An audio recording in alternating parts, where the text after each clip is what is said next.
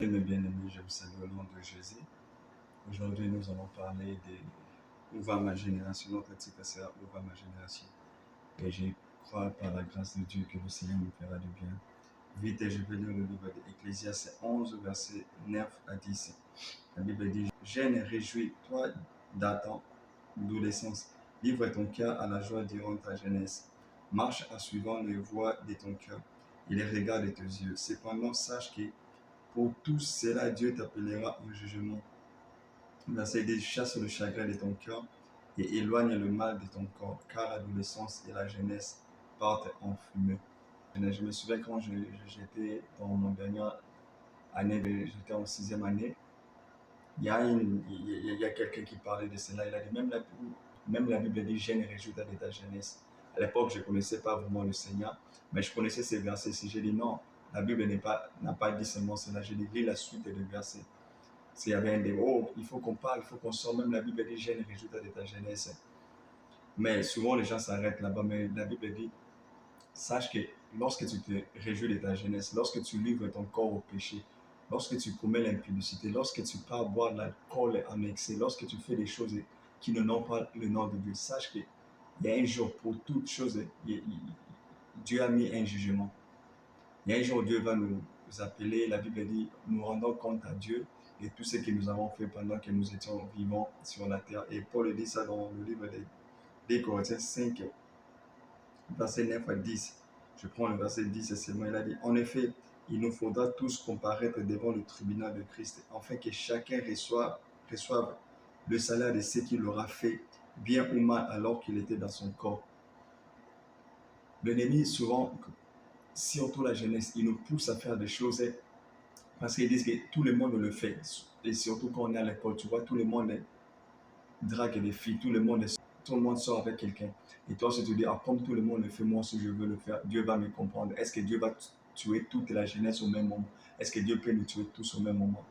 Souvent, on pense que comme tout le monde le fait, comme l'autre là, il a commis quelque chose, la chose ne lui a pas arrivé, on sait que moi aussi je peux faire quelque chose ne pas arriver.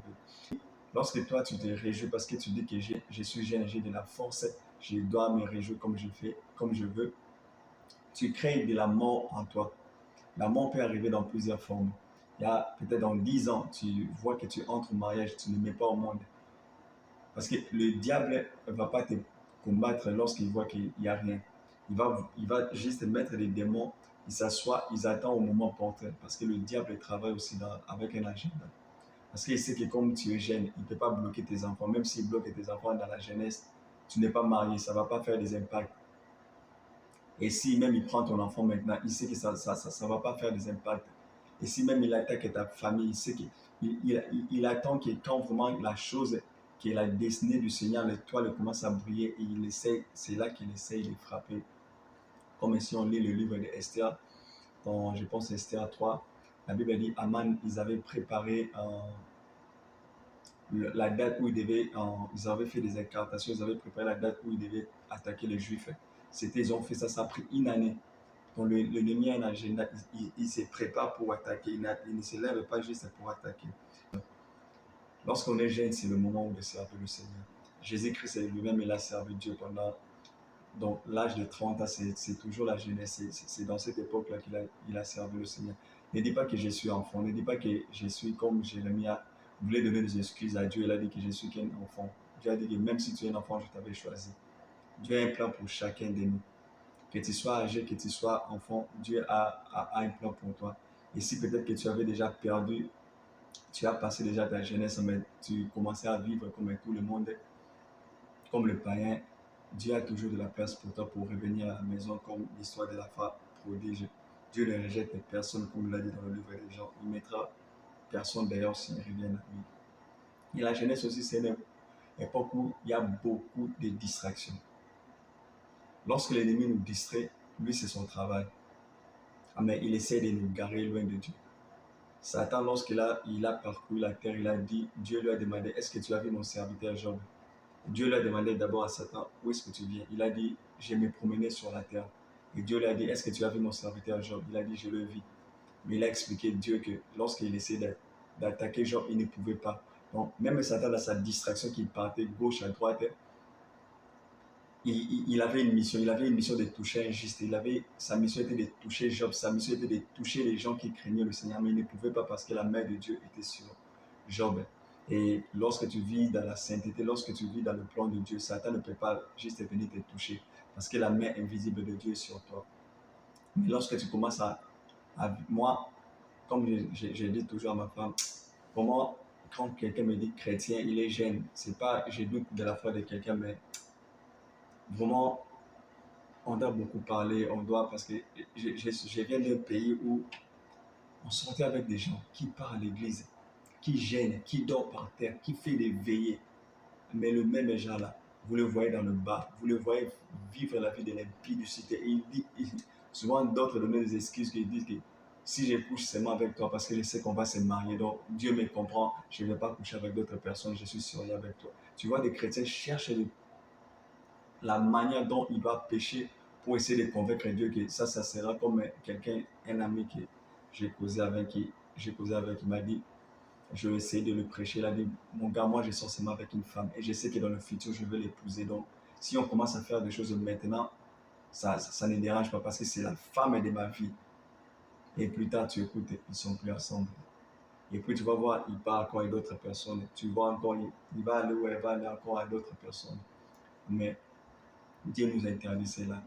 Dieu nous dit qu'on soit prudent. Dieu nous dit qu'on doit se réveiller. Dieu nous dit qu'on doit le servir. La Bible, Jésus a dit à la femme, quand la femme samaritaine, là, il a dit, Dieu cherche les vrais adorateurs, c'est qui le doit en esprit et en vérité. Aller à l'église, je le répète toujours, c'est bien. Mais aller à l'église n'est pas faire la volonté de Dieu, ça tu ne fais rien. C'est comme, parce que Dieu attend de nous, quand on part à l'église, c'est pour éclairer le monde. On ne part pas à l'église pour être saint à l'église, on part à l'église pour éclairer le monde. C'est comme un enfant aussi réussit à l'école, mais de la vie, d'ailleurs, quand il échoue, il a échoué dans tous les deux. Si nous partons à l'église, nous sommes saints dedans, mais quand nous sortons dans l'église et nous menons la vie comme tout le monde, nous avons échoué. Parce que Jésus a dit, nous sommes dans Matthieu 5, nous sommes le sel de la terre. Lorsque le sel perd sa saveur, ça ne sert plus à rien. Et c'est la jeunesse, c'est notre génération que Dieu veut utiliser. Il a dit dans le dernier temps, il répandra son esprit sur toute la chair. Les jeunes gens d'abord, ils prophétiseront. Donc Dieu attend de la jeunesse que ça soit des gens qui, parce que c'est la prophétie, quand la Bible parle dans le dernier temps, c'est le ministère prophétique qui va régner.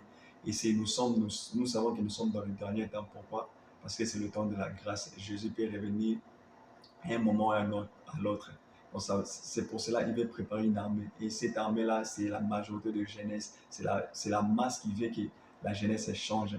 C'est pour cela, tu vois, l'ennemi crée des choses partout, des sports, des applications pour nous distraire, surtout dans ce moment où il y a la Coupe du Monde. Moi, j'ai remercié le Seigneur parce qu'il nous met au cœur de ne pas le regarder. Parce que la Bible dit, si nous vivons pour le Seigneur.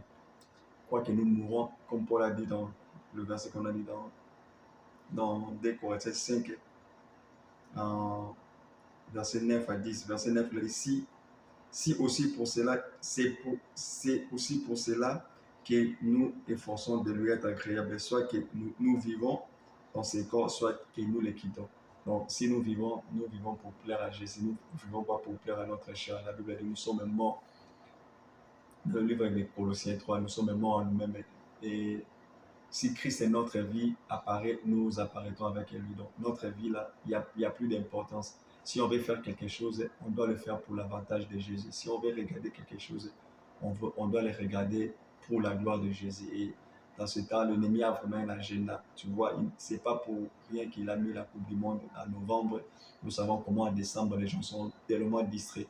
Et si nous ne sommes pas éveillés, on sera surpris sur plusieurs choses. Et on va dire que le Seigneur, tu ne nous as pas prévenus, alors que Dieu, la Bible dit, il parle tantôt d'une manière, tantôt d'une autre. Il parle pour sauver l'homme du mal, mais souvent l'homme ne prête pas garde. Il parle dans des visions, il parle dans des rêves. Job 33. Mais l'homme, parce que quand il est excité par ces choses et par ce qu'il a décidé dans son cœur, c'est difficile d'écouter Dieu. Et la Bible dit dans le livre de 2 Timothée 2 à 15, moi, la Bible, le verset que je lis, c'est dans 5 au 21. La Bible dit, efforce-toi de présenter devant Dieu comme un homme qui a fait ses épreuves, un ouvrier qui n'a pas à rougir, mais qui expose avec droiture la parole de la vérité. Paul, en prévenant Timothée au sujet de l'Église, il a dit: efforce-toi à te présenter devant Dieu comme un homme qui a fait ses épreuves. Donc, dans la vie chrétienne, lorsque quelqu'un est sauvé, ce n'est pas juste que tu laisses, surtout si on part prêcher la parole aux gens. Si tu sais, surtout les musiciens, on le voit, ils chantent, les gens donnent la vie à Jésus-Christ et il n'y a pas de suivi. La Bible dit on doit s'efforcer, efforçons-nous à se présenter. D'abord, nous-mêmes, on se présente devant Dieu agréable, comme quelqu'un qui a fait ses épreuves. Ça montre que l'ennemi va toujours venir nous attaquer, l'ennemi va toujours venir nous, nous combattre, mais on doit tenir ferme, comme la Bible dit, Paul a dit encore dans le livre d'Éphésiens 6, lorsqu'il a dit armez-vous de toutes les armes de Dieu pour tenir ferme aux jours mauvais. Donc, lorsque les jours mauvais arrivent, c'est ça qui nous permet à passer des épreuves. Et la Bible dit efforce-toi à te présenter devant Dieu agréable. Ça veut dire que quand la tentation vient, ne te laisse pas, tiens-toi ferme. Il y a des efforts à faire. Ce n'est pas juste que tu as donné la vie à Jésus, tu dis que Jésus fera tout pour moi. Non, Dieu veut aussi que tu fasses des efforts. Dieu, quand il vient sur la terre, il travaille avec les hommes. Il ne fait pas des choses sans les hommes. Il a dit, lorsque les enfants d'Israël pleuraient dans le livre d'Exode 3, versets 7 à 8, il a dit à Moïse: j'ai vu mon peuple comme il souffrait dans le pays de l'Égypte. Il a dit: maintenant je suis descendu pour les délivrer. On n'a pas vu Dieu avec des anges descendre, non. Il a donné à Moïse le message. Donc, Dieu, quand il descend, quand il veut agir, il agit à travers un homme. Et l'homme doit aussi s'efforcer. L'homme ne doit pas dire que moi j'ai l'appel, Dieu m'a appelé, j'ai reçu de prophétie. Si tu t'assois, tu ne fais pas des efforts pour prier, si tu ne fais pas des efforts pour, pour chercher à connaître, pour la volonté de Dieu, si tu ne fais pas d'efforts à connaître la pensée de Dieu chaque jour, si tu ne fais pas d'efforts à se lever tôt le matin, la nuit pour prier, tu ne vas pas entrer dans ta destinée. Il y a des efforts à faire, il y a des épreuves, parce que si tu pars à l'école, à la fin du cours ou à la fin de l'année ou à la fin du mois ou après des jours, le professeur donne des examens. C'est ça qu'on appelle des épreuves pour démontrer ce que tu as appris. C'est pareil avec le Seigneur. Lorsqu'il te dit que je vais te bénir, tu seras puissant, tu seras prophète, tu seras pasteur. Toi, tu dois faire des efforts. Tes efforts, c'est quoi? Marcher dans la sainteté. Comme la Bible dit, nous faisons des efforts après à plaire à Dieu. Marcher dans la pureté, prier, gêner, chercher la face de Dieu. D'ailleurs, Dieu n'est pas loin de nous. Quand on dit chercher, c'est juste une expression parce que Dieu est déjà là. Mais prier, prier, prier, prier. Et Dieu attend de nous, comme nous sommes de la jeunesse, nous sommes jeunes, Dieu attend de nous qu'on mène une vie saine. Lorsque Paul donnait des instructions à Timothée, il a dit: vous-même soyez des exemples à votre parole, dans votre marche, dans tout ce que vous faites. Aujourd'hui, souvent, soit des jeunes qui veulent gagner de la jeunesse, mais la jeunesse païenne, et ils agissent comme des païens. Tu vois quelqu'un qui s'habille bizarrement, il porte un pantalon bizarrement, l'habillement bizarrement. Tu te demandes, est-ce que c'est vraiment Jésus qui l'a inspiré à être comme ça? Parce que je ne vois pas si quelqu'un veut être un pêcheur, il ne peut pas s'habiller comme un poisson pour aller pêcher. Et aujourd'hui, nous voyons le corps de Christ, surtout des musiciens chrétiens. Oh, un jour, j'ai regardé le clip avec ma femme. J'ai dit, si vous mettez un blanc entre ici, si on met un mute, si on lui dit que ça c'est un chrétien qui chante, on commençait à rigoler. Il n'y avait même pas besoin d'écouter la parole. Le clip, c'est comme si j'ai regardé un clip du monde. Donc, il y a plus la différence. La jeunesse commence à faire des choses parce qu'ils voient des musiciens chrétiens du monde le font et eux aussi le font. Et comme tu vois quelqu'un qui vient faire un clip, un chrétien qui vient faire un clip, des gens qui dansent là-bas. Souvent, je me demande, est-ce que les gens qui dansent là-bas, ce sont des chrétiens? Jésus a dit, Dieu a dit, il ne faut pas mélanger les choses saintes et les choses viles. Il n'y a aucune relation entre le ténèbre et la lumière. Si tu fais un clip chrétien, tu ne peux pas inviter des païens à venir danser dedans. Même les juifs là, méchants qu'ils étaient quand ils ont tué Jésus-Christ, ils ont donné l'argent à Judas. Judas est parti avec l'argent et il a vu que ce qu'il avait fait c'était mauvais. Il est revenu, il a remis l'argent aux juifs, il a jeté ça par terre. Les juifs ont pris de l'argent, ils ont dit que cet argent on ne peut pas le mettre dans le panier de Dieu, on ne peut pas le mettre dans l'offrande parce que c'est un argent, c'est l'argent sale. On ne peut pas mélanger des choses de Dieu saints et des choses sales. On ne peut pas prendre des gens du monde et tu ne sais pas leur état d'âme. Tu les mets dans tes clips et commences à danser, à danser. Dieu ne peut pas être là. Et tu vois qu'il y a des chansons ont des succès, mais les gens ne changent pas. Le succès, tout le monde peut avoir le succès. Il y a des musiciens païens qui ont des succès sans Jésus-Christ. Donc, vidéo, millions de vues, ça montre pas. C'est le message qui dégage, c'est l'onction qui dégage. Il y a des clips que quand tu regardes, tu sens que Dieu est dedans. C'est pour cela, c'est la personne que j'aime pour moi. C'est Papa Henri Moula, Jackie, le Seigneur le bénisse. C'est l'un des personnes que vraiment j'apprécie quand j'écoute cette musique. Et tu sens que chaque année, il ne fait pas des choses comme tout le monde. Et quand quelqu'un fait du bien, la Bible dit qu'il faut qu'on l'honore et que le Seigneur vraiment le bénisse au nom de Jésus. Et comme je disais, la Bible dit dans Tite D 6 à 8, encourage même le jeune gens à se montrer réfléchi, en étant toi-même à tout point de vue un modèle de belle œuvre. Dans ton enseignement, fais preuve de pureté, de sérieux, d'intégrité. Que ta parole soit saine et irréprochable, afin que nos opposants soient couverts de honte, n'ayant aucun mal à dire de nous. Paul conseille son jeune enfant Tite. Il est dit, lorsque tu commences à prêcher, toi-même sois un bon exemple, sois d'abord réfléchi. Ça veut dire que ne sois pas pressé à faire des choses. Ce n'est pas parce que tout le monde regarde le clip et tout le monde fait des musiques, ces genres de choses, les instruments là, que même si tu arrêtes le son, les gens vont danser. Et toi, c'est parce que c'est bien, tu commences à le faire. Non, réfléchis d'abord. Est-ce que Dieu est dedans? Des versets que j'aime toujours, j'ai dit toujours à ma femme, j'aime quand Pierre est sorti de prison. La Bible dit, l'ange l'a fait sortir, première porte, deuxième porte, et avant qu'il avance, il a réfléchi. Un chrétien ne prend pas des actions bêtes, il a réfléchi, il a dit, ok, laisse-moi aller chez Jean. Il faut réfléchir, il faut réfléchir, il faut réfléchir dans ses actions, il faut réfléchir avant de poser un pas, il faut réfléchir avant d'écouter quelque chose, il faut réfléchir avant de voir toujours le bienfait et les conséquences. Si je regarde le match, c'est 1h30, qu'est-ce que je vais bénéficier de cela?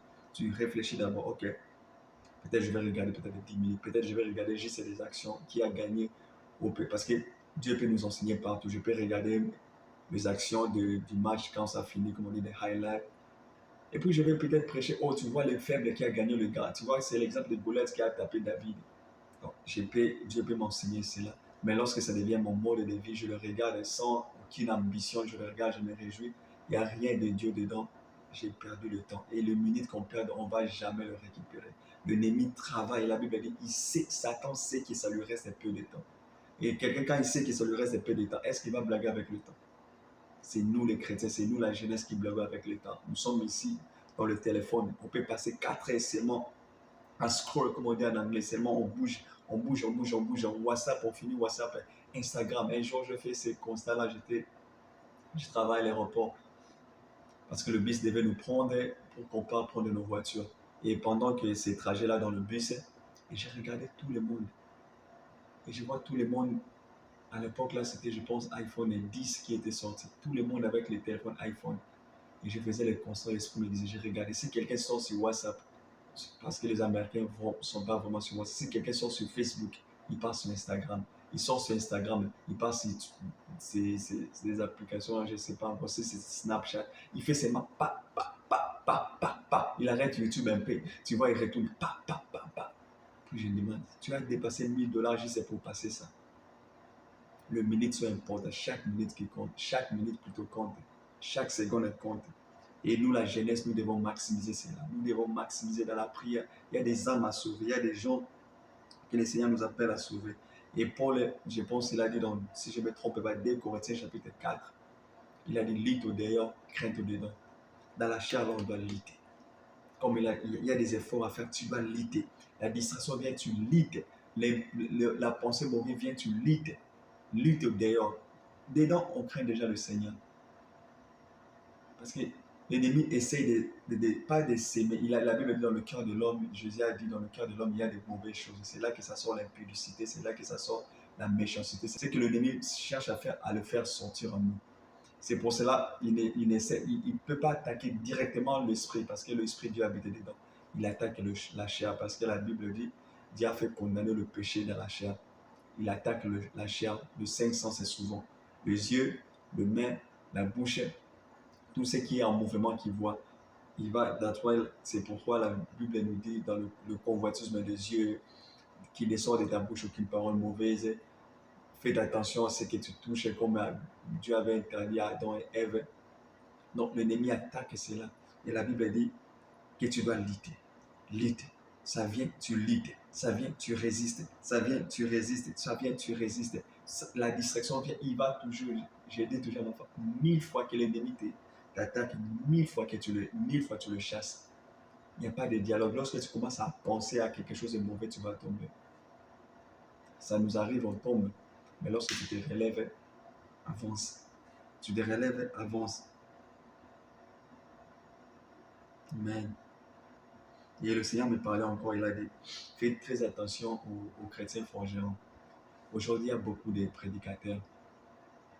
Souvent, c'est que quand tu écoutes un prédicateur que tu as écouté longtemps, ah, le gars là-bas, quand j'étais chrétien, je l'écoutais toujours. Et tu vois, quand tu ouvres par exemple ton Instagram, tu as aimé ces gens-là. Ah, mais tu ne les écoutes plus. Tu ne sais plus ce qu'ils prêchent. C'était pareil ce qui s'est passé à Paul au sujet d'Alexandre le forgeron. Il prévenait Timothée. Dans le livre de 2 Timothée 4, 14 à 15, il a dit, Alexandre le forgeron m'a fait beaucoup de mal. Le Seigneur le traitera conformément à ses actes. Méfie-toi aussi de lui, car il s'est fortement opposé à nos paroles. Ici, Paul enseignait Timothée, il a dit, regarde, Alexandre le forgeron, il était avec nous. Il a marché avec nous. Mais toi, tu n'es pas là. Je t'ai dit de venir me rejoindre là où Paul le disait. Il a dit, lorsqu'en route, au cours de l'eau, si tu rencontres Alexandre le forgeron, fais très attention.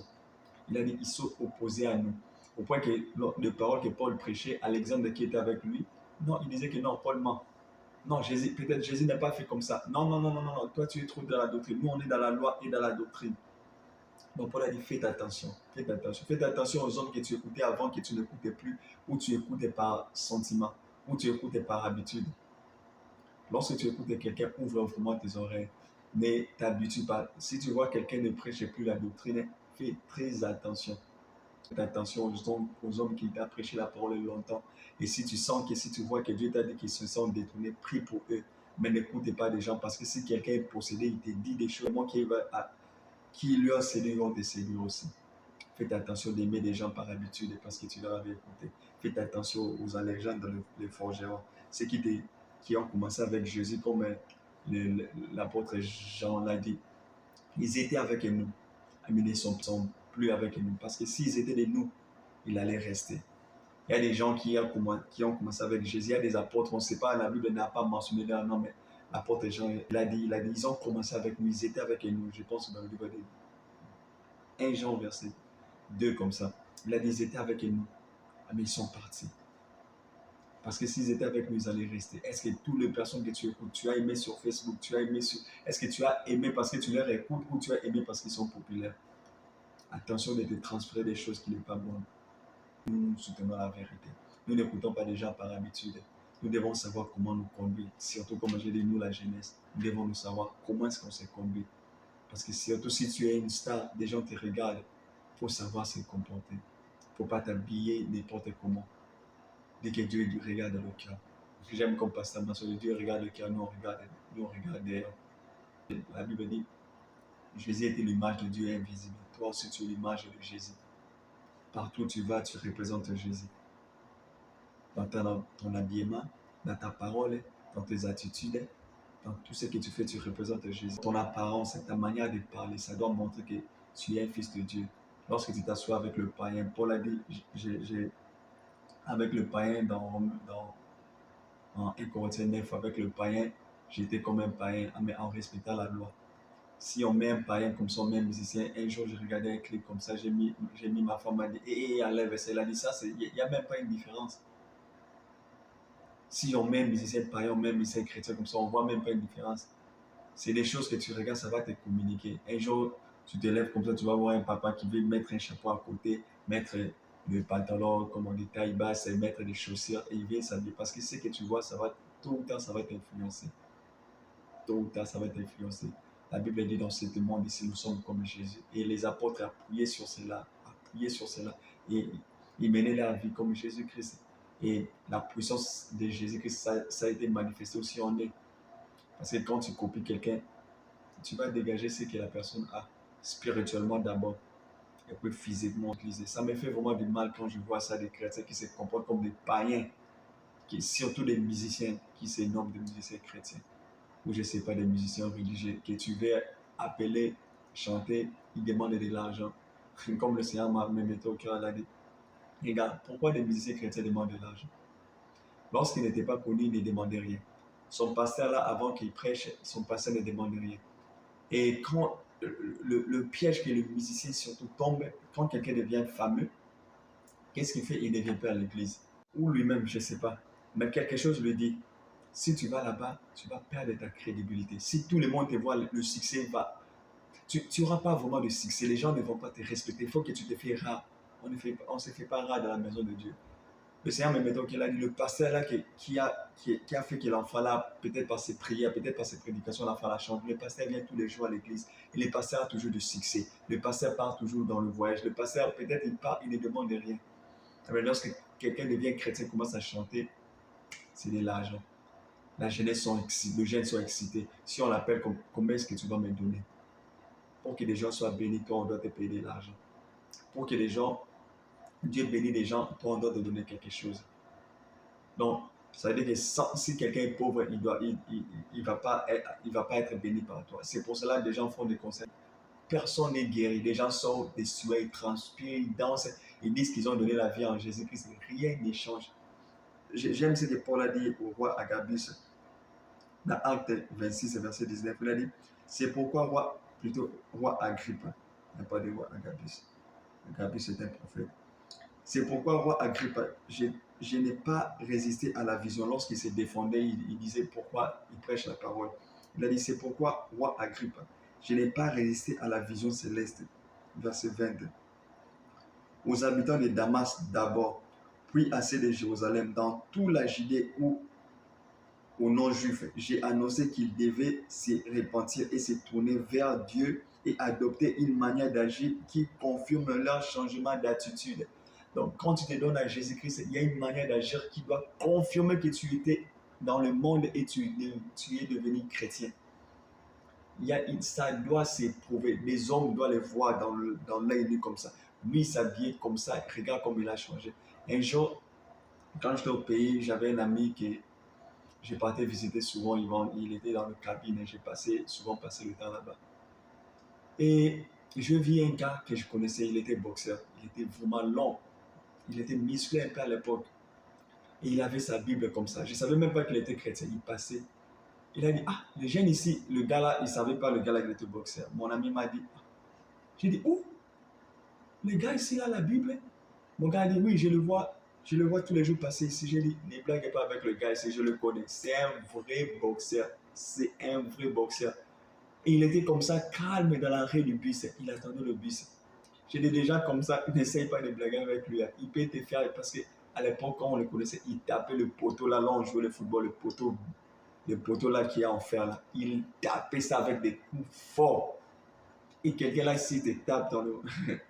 s'il te tape au visage. Et puis je dis, regarde, le gars, je le vois tout le temps, il est toujours doux, il est toujours calme. J'ai dit, ouais, ça montre encore le fruit que quelqu'un a changé. Jésus, le fruit, ça se voit que Jésus a fait quelque chose. Jésus a transformé sa vie. Et je ne devais même pas savoir que s'il vit trop dans la sainteté, juste en le voyant, juste comme ça, je pouvais voir que ça, c'est un changement. Et c'est ça que la Bible dit. Le changement doit être évident. Et quand tu viens en Christ, tout a changé. Parce qu'en Christ, il y a quoi? Il y a la paix, il y a la joie, il y a la sainteté. Et l'apparence aussi compte. Comme la Bible interdit d'être trop dans le luxe. Parce que Dieu est dans la simplicité. Et la Bible dit dans Tite 2, 16, ils prétendent connaître Dieu, mais il est régné par leurs œuvres. C'est-à-dire leur manière d'agir. Moi, je suis chrétien. Mais lorsqu'il agit, il n'y a rien de Dieu dedans. Il chante et rien de Dieu dedans. Il part à l'église, il finit l'église et quand il est dehors, rien de Dieu dedans. Dans leur conversation, rien de Dieu dedans. Ils regardent les choses et rien de Dieu dedans. Leurs œuvres, ne poussez pas quelqu'un à changer. Et que le Seigneur change notre vie, et que le Seigneur change la jeunesse. Ce n'est pas qu'on pense seulement à l'église, mais qu'on cherche vraiment réellement à changer. Et la Bible dit encore dans le livre de 2 Timothée 20 à 22. La Bible ici nous parle à quelques types de chrétiens ici. La Bible dit dans une grande maison, il n'y a pas seulement des ustensiles d'or et d'argent, mais il y a aussi en bois et en terre. Les uns sont d'usage noble, c'est-à-dire de la valeur, les autres d'un usage méprisable. Verset 21. Si donc quelqu'un se purifie de ces choses, il sera un vase d'usage noble, saint, utile à son maître, prêt pour toute bonne œuvre. Dieu nous dit que dans une maison, il y a beaucoup d'ustensiles. Ça veut dire qu'il y a beaucoup de choses qu'on utilise à la maison des rois. Il y a des choses en or, il y a des choses en plastique, il y a des choses en beaucoup de différentes en bois. Mais la Bible dit qu'on doit être des instruments en or. On doit être utile pour bonne œuvre. Donc, ça veut dire que quand on dit qu'on a besoin d'un chrétien pour qu'il prie pour les malades, on sait que si on appelle quelqu'un, comme on a appelé Pierre, comme on parlait avec ma femme, j'ai dit, déjà avec la foi, Dorcas est mort, ils sont allés appeler Pierre pour que Pierre vienne prier. Donc, ça veut dire que pour eux, Pierre était un ustensile d'or. Il était utile. S'il vient, la fille peut ressusciter. On doit être ce genre de chrétiens-là, la jeunesse là. Quand quelqu'un est malade, on sait que si on appelle quelqu'un, si on t'appelle, tu viendras, quelqu'un va se ressusciter. On doit être ce genre de chrétien que quand on t'appelle, on sait que lui, s'il est là, même s'il n'y a pas l'argent, il y a l'onction. Et quelqu'un qui a l'onction, il est plus respecté que quelqu'un qui a l'argent, crois-moi. Parce que lorsque quelqu'un sera malade, tu vas à l'hôpital, on te traite, on voit que le docteur dit que c'est fini. La personne qui a l'argent, son argent va s'arrêter. Mais toi qui as la chose de Dieu, on va dire, appelez seulement le frère là. On sait que peut-être Dieu va faire quelque chose. On va reconnaître ton importance. C'est pour cela, sois un instrument dans la main de Dieu. Qu'on soit des instruments dans la main de Dieu. Qu'on ne se laisse pas carry out, comme on dit en anglais, par des choses de ce monde. Mais qu'on soit focalisé. La Bible dans le verset 22 de toujours de Timothée 2. Mais fouille les passions de la jeunesse et recherche la justice, la foi, l'amour, la paix avec ceux qui font appel au Seigneur d'un cœur pur. Oh, Dieu veut qu'on ne se mélange pas. Dieu veut qu'on cherche son cœur avec, on s'associe avec ceux qui cherchent, ceux qui le cherchent avec un cœur pur. Comme Paul pouvait dire, il n'y a pas de relation entre le ténèbre et la lumière. Quelle relation il y a entre Bézéboul et Christ? On doit s'asseoir avec des gens qui créent le Seigneur. Et lorsque nous sortons dans le monde, c'est pour éclairer. Ce n'est pas dit qu'on s'assoit juste avec les chrétiens, on reste avec nous-mêmes, on parle, on finit. Non, on parle entre nous. Lorsqu'on finit, on part maintenant en guerre. On ne forme pas des soldats pour rester dans les casernes pour longtemps. On les forme pour sortir d'ailleurs, pour combattre. Quand le Seigneur nous associe, on se mélange. Le Seigneur ne peut pas t'appeler. Le Seigneur ne peut pas t'utiliser lorsque tu es toujours tout le temps entouré par des gens qui ne créent pas son nom. Lorsque tu es tout le temps dans le commérage, lorsque tu es tout le temps avec des païens, tu dis que ce sont tes amis et tu comptes que le Seigneur va t'utiliser, tu dis que tu as une grande destinée. Non, tu dois s'associer avec les gens qui le cherchent avec un cœur pur. Et la soif du Seigneur. Comme aujourd'hui, j'ai écouté une prédication. La personne a dit, quand avant on disait aux gens de se donner à Jésus-Christ, la première des choses qu'on nous disait, cherche Dieu à connaître ta destinée. Mais aujourd'hui, lorsque les gens se donnent à Christ, on dit que Dieu va te bénir, Dieu va te donner le mariage. Ils ne connaissent même pas c'est quoi leur appel. Ils ne cherchent même pas d'effort à connaître. Comme j'ai parlé, même un membre de ma famille, je lui demandais, est-ce que tu connais ton appel avec le Seigneur? Je ne sais pas quel appel. Je dis, il faut chercher à connaître. Tu ne peux pas vivre comme un coq dans cette terre ici. Tu ne peux pas vivre comme un chien. Tu ne sais même pas pourquoi on t'a appelé. Tu es malade, tu gardes quelqu'un. Non, tu dois savoir que Dieu m'a appelé dans ce domaine ici. Et lorsque tu sais le couloir, alors Dieu t'a appelé, investis. Cherche les gens qui créent le Seigneur, qui sont dans ces couloirs-là. Prie avec eux. Demande des conseils. Ne te précipite pas à marcher avec des païens. Tu te donnes à Jésus, retire-toi des amis du monde qui parlent et qui disent c'est ta propre, chacun a sa vie. La Bible dit tout le monde doit se comparaître devant Dieu pour rendre compte à ce qu'ils ont fait. On ne sait pas si on va vivre 30, d'autres, Dieu l'a appelé à vivre 10 ans. D'autres, il y a un enfant, il y a une histoire d'un roi, une histoire vraie d'un enfant qui s'appelait, je pense, Kabou, c'est même sur YouTube. Il y a même, on a fait des films à son sujet. Il avait peut-être, c'était un enfant, il a connu Jésus-Christ et il voulait venir, il voulait connaître Jésus-Christ plus. À l'époque, c'était vraiment longtemps. Et lorsqu'il est venu aux États-Unis, qui était à l'âge de 15 ans, il a fait, je pense, 2 ans et puis il est mort. Mais dans son 2 ans-là, la manière dont il cherchait Jésus-Christ, si c'est 3 ans, si c'est combien des années-là, ça a touché les Américains qui sont quittés les États-Unis pour venir en Afrique.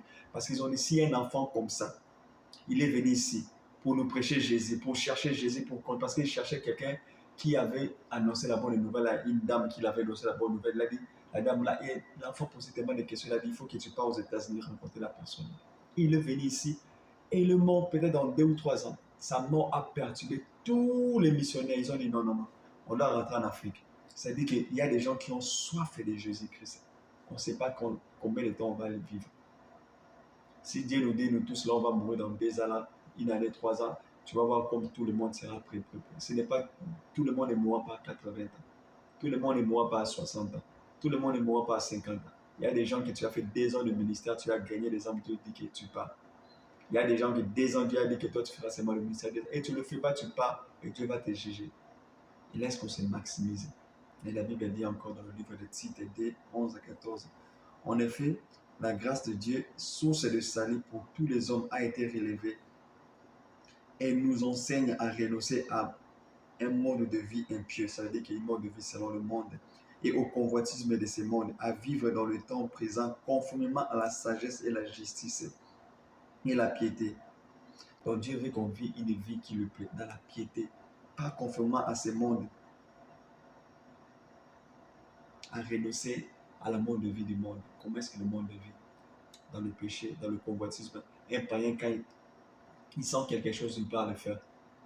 Il se demande même pas. Il a envie d'aller à Dubaï. S'il a l'argent, il part à l'avion de Dubaï pour se réjouir. Il a envie d'aller en France. Il prend l'avion, il part sans des objectifs parce qu'il veut se réjouir, il veut se plaire. Mais nous, la Bible dit, renonçons ces manières de vivre.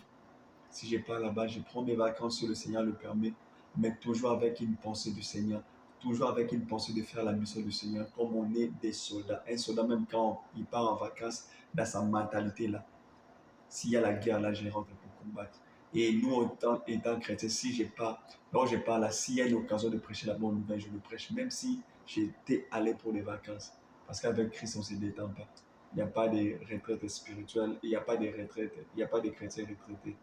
Il n'y aura jamais. Il faut qu'on finisse notre course, il faut qu'on finisse notre mission. Donc j'ai pris que Jésus vraiment nous aide. J'ai pris que Jésus nous aide à marcher d'une manière digne de lui plaire. Que ce soit parmi les chrétiens, que ce soit parmi les païens, et qu'on se comporte pas comme tout le monde. Et que cette génération, ce soit vraiment une génération de guerriers, ce soit une génération de gens qui craignent le Seigneur et qu'on marche dans la piété et qu'on marche dans la crainte du Seigneur et surtout cherchons à connaître notre destinée. Dieu nous attend au jugement. La Bible dit l'œuvre de chacun, tous l'œuvre de chacun sera éprouvée par le feu. Dans le livre de Corinthiens 5, tout l'œuvre de chacun sera pour Dieu va passer tes œuvres par le feu. Et toi-même, tu seras conscient lorsque tu sais que tu vis dans la distraction. La Bible dit l'esprit qui est en nous témoigne que nous sommes fils de Dieu. Ça veut dire que lorsque tu ne marches plus selon la manière dont le Fils de Dieu doit marcher, l'esprit va te dire et ne résiste pas à la voix de Dieu. Ça ne sert à rien la distraction, ça ne sert à rien de vouloir gagner le monde, ça ne sert à rien de vouloir avoir de l'argent si ce n'est pas le faire pour le Seigneur. Ça ne sert à rien de faire de musique, c'est pour plaire aux gens. Ne fais pas des choses pour plaire aux gens. Cherche à plaire au Seigneur. Cherche à gagner les âmes. Cherche à ramener les gens vers le Seigneur aussi beaucoup possible, afin que le royaume de Dieu soit encore en peuplé pour le Seigneur. Parce que Dieu on va rendre compte. Et j'ai pris que le Saint-Esprit vous guide et qu'il nous guide encore. J'ai pris que la grâce de Dieu continue à se manifester en nous et que Christ nous bénisse au nom de Jésus. Amen. On se revoit par la grâce du Seigneur dans la prochaine vidéo. Amen.